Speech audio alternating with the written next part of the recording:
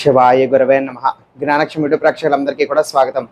ఎవరైనా కూడా దీర్ఘకాలికంగా ఒక భగవంతుడి యొక్క ఉపాసన చేస్తున్నారు అనుకోండి, లేకపోతే మంత్ర జపం చేస్తున్నారు అనుకోండి, ఆ భగవంతుడి కోసం జపము లేకపోతే ధ్యానము ఇలాగ పూజ పురస్కారం లేకపోతే ఏదైనా కూడా దీక్ష అనుష్ఠానం ఇవన్నీ కూడా ఏమన్నా చేస్తున్నారు అనుకోండి, ఎప్పుడు కూడా చూడండి వాటిలో ఏదో ఒక ఆటంకాలు కానీ విఘ్నాలు కానీ ఏవో ఒక చిక్కులు చికాకులు ఇబ్బందులు కానీ కొద్ది రోజులు కొంతకాలం చేసిన తర్వాత ఏదో ఒక రకంగా ఆటంకం రావడం ఆపేయవలసి రావడం ఇలాంటివన్నీ కూడా జరుగుతూ ఉంటాయి. బహుశా కొన్ని సార్లు ఇవి మనకి జరగటానికి గల కారణము ఒక నెగిటివ్ ఎనర్జీ అంటూ ఉంటుంది, మన యొక్క చుట్టూరా తిరుగుతూ ఉంటుంది. అందుకే చూడండి, మనం ఏదైనా కూడా పూజ పునస్కారానికి మనం కూర్చున్నా కొంతమందికి ఇది తెలిసే ఉండుండొచ్చు. అక్షతలు చేతికిచ్చి వాసన చూసి వెనకాతలకి విశ్రమని చెప్తారు. ఆ యొక్క సమయంలో ఉత్తిష్టంతో అని ఒక మంత్ర జపం అనేటువంటిది చేస్తారు.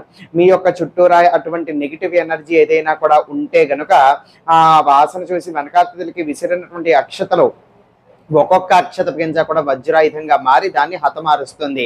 తద్వారా ఏమిటంటే మీరు చేస్తున్నటువంటి ఆ యొక్క పూజ కావచ్చు, పునస్కారము ఏదైతే ఉందో మంత్ర జపము దీక్ష అనుష్ఠానం ధ్యానం ఏదైనా సరే పూర్తి ఏకాగ్రతతో ఉండి ఎటువంటి విఘ్నాలు ఆటంకాలు కూడా కలగకుండా ఉంటాయి అని చెప్పేసి, వాటి యొక్క నెగిటివ్ ఎనర్జీ కారణం చేతనే మనకి మోకాళ్ళ నొప్పులు వచ్చి లేవాలని అనిపించటం, ఎవరు వచ్చారో చూడాలని అనిపించటం, ఆకలి వేయటం, లేకపోతే బద్ధకంగా ఉండటం, ఉట్టప్పుడు అనవసరమైనటువంటి మాటలు మాట్లాడుకుంటున్నప్పుడు సినిమా థియేటర్లో మనం కూర్చున్నప్పుడు ఇటువంటి ఇబ్బందులు ఏమీ కూడా మనకి కలగవు. మరి ఇటువంటి సమయాలలో ఎందుకు కలుగుతున్నాయి అంటే బహుశా ఈ యొక్క కారణం అయి ఉండొచ్చు, ఈ యొక్క నెగిటివ్ ఎనర్జీ. కాబట్టి ఇప్పుడు అందరూ కూడా చేసుకునేటువంటి విధంగా ఋగ్వేదములో ఒక మంత్రము చెప్పబడి ఉంది. ఈ యొక్క మంత్రాన్ని మీరు అగరబత్తి నుంచి వచ్చినటువంటి బూడిద, అగరబత్తి నుంచి అంటే అగరబత్తి బూడిద అనమాట, అది చేతిలో తీసుకుని ఈ యొక్క నేను చెప్పబోయేటువంటి మంత్రం ఆకారం చెప్తాను. ఆ యొక్క మంత్రం అనేటువంటిది చెప్పి మీ యొక్క ముందు భాగానికి అంటే మీ యొక్క ఫ్రంట్ డైరెక్షన్కి ఉఫ్ అని చెప్పి ఊదేసేయండి. దాని తర్వాత మళ్ళీ కాస్త అగరబత్తి బూడిద తీసుకోండి, మీ యొక్క కుడి పక్కకు ఊదండి. దాని తర్వాత మళ్ళీ కాస్త అగరబత్తి బూడిద తీసుకోండి, మంత్రం చెప్పండి, మీ యొక్క వెనక భాగానికి ఊదేయండి. దాని తర్వాత మళ్ళీ కాస్త అగరబత్తి బూడిద తీసుకోండి, మీ యొక్క ఎడం భాగానికి ఊదేయండి. అంటే మొత్తం 4 దిక్కులా కూడా ఒక్కొక్క వైపుకు కూడా ఈ యొక్క బూడిద తీసుకుని యొక్క మంత్రం చెప్పి ఊదేయటమే. ఇది ఫలిస్తుంది అనమాట. మళ్ళీ దీనికోసం ప్రత్యేకంగా మీరు ముందుగా ఇన్నిసార్లు లక్షలు జపం చేయాలి లేకపోతే మంత్రసిద్ధి పొందాలి ఇలాంటి అవసరం ఏమీ కూడా లేదు. కేవలం ఒక్కసారి ఈ విధంగా చేస్తే చాలు.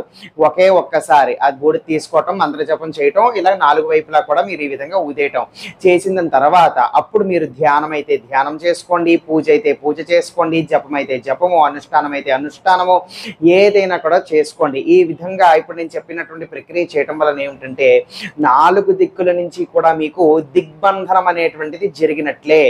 ఎటువంటి నెగిటివ్ ఫోర్స్ కానీ నెగిటివ్ ఎనర్జీ కానీ నెగిటివ్ ఒక ఎఫెక్ట్ కానీ వాటి యొక్క దుష్ప్రభావాలు కానీ ఏవి కూడా మీరు చేసుకుంటున్నటువంటి సాధనని అడ్డు చెప్పేటువంటి విధంగానో లేకపోతే ఆపేటువంటి విధంగానో ఆటంకాలు కలుగు చేసేటువంటి విధంగానో ఏది కూడా మిమ్మల్ని తాకలేదు. ఈ విధంగా మీ యొక్క చుట్టూరా మీకు కనిపించినటువంటి ఒక రక్షణ దిగ్బంధనం అంటూ ఏర్పడుతుంది నేను చెప్పినటువంటి ప్రక్రియ చేస్తే. కొంతమంది ఇప్పుడు 41 రోజుల పాటు కూడా మేము దీక్ష చేసుకుంటున్నాము, లేకపోతే ఇంత 41 రోజుల పాటు కూడా అనుష్ఠానం చేసుకుంటున్నాము, చాలా దీర్ఘకాలికంగా ఆ భగవంతుడి కోసం మేము చేసుకుంటున్నాం అనుకుంటే గనుక ఇప్పుడు దీనితో పాటుగా ఇదే మంత్రాన్ని ఒక తెల్లటి కాగితం మీద రాసుకోండి. దేంతో రాయొచ్చు, దేంతోనైనా కూడా రాయొచ్చు, కానీ అష్టగంధము వాడి రాస్తే గనక చాలా మంచిది. అష్టగంధము కాస్త చిక్కగా కలుపుకొని ఏదన్నా ఒక పొల్లవాడి జాగ్రత్తగా చిన్నగా రాసుకోండి ఒక చిన్న కాగితం మీద. ఈ విధంగా ఈ యొక్క కాగితము ఆరిపోయిన తర్వాత మీ యొక్క పూజా మందిరంలో దాన్ని ఒక మూలకి ఏ పక్కన పెట్టుకోండి.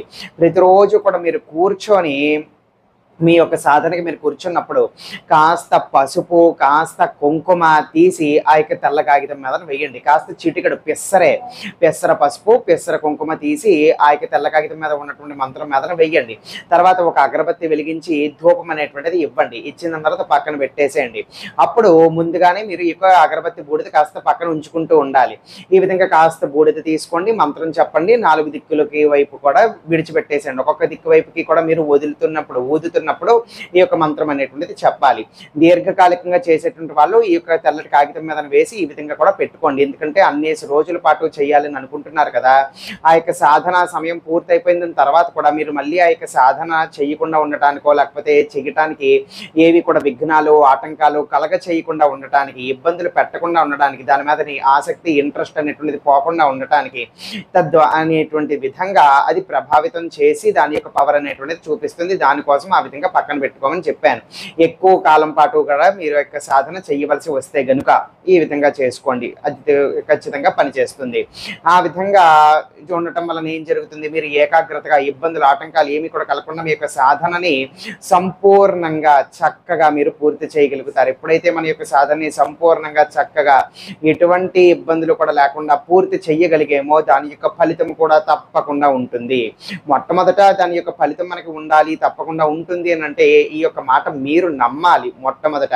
అంతేగాని సాధన చేస్తున్నటువంటి కాలంలో నిజంగానే అవుతుందా లేదా, నిజంగా పని జరుగుతుందా లేదా, ఎంత కష్టపడి ఇన్ని రోజులు మంత్ర జపం చేస్తున్నాను ఇంకా కూడా నాకు ఏమీ ఫలితం కనిపించట్లేదే, ఇంకా కూడా నాకు ఏమీ కూడా మహిమలు జరగట్లేదే, అవుతుందా లేదా, ఇలాంటి ఆలోచనలు ఉన్నట్లయితే కనుక అది పనిచేయదు. ముందే చెప్తున్నాను, ఖచ్చితంగా సాధన పూర్తి చేస్తే పని చేస్తుంది అని నమ్మి చేయండి, ఖచ్చితంగా అయితే పనిచేస్తాయి. ఇప్పుడు ఈ యొక్క దిగ్బంధనం చేసుకోవటానికి ఆ యొక్క మంత్రము ఏమిటో నేను మీకు తెలియజేసి వీడియో అనేటువంటిది ముగిస్తాను.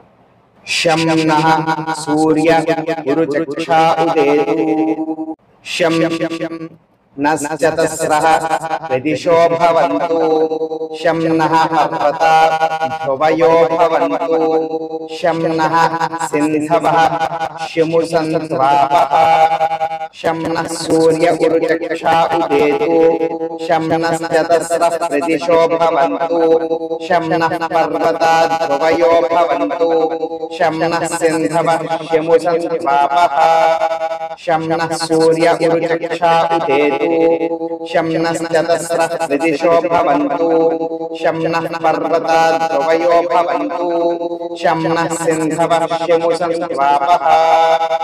ఇది బయటికి రాకుండా మనసులోనే చేసుకుని అప్పుడు ఆ యొక్క బూడిద ఒక్కొక్కటి వైపుకి ఓదడం అనేటువంటిది చెయ్యాలి. సర్వే జనాః సుఖినో భవంతు. శివార్పణమస్తు.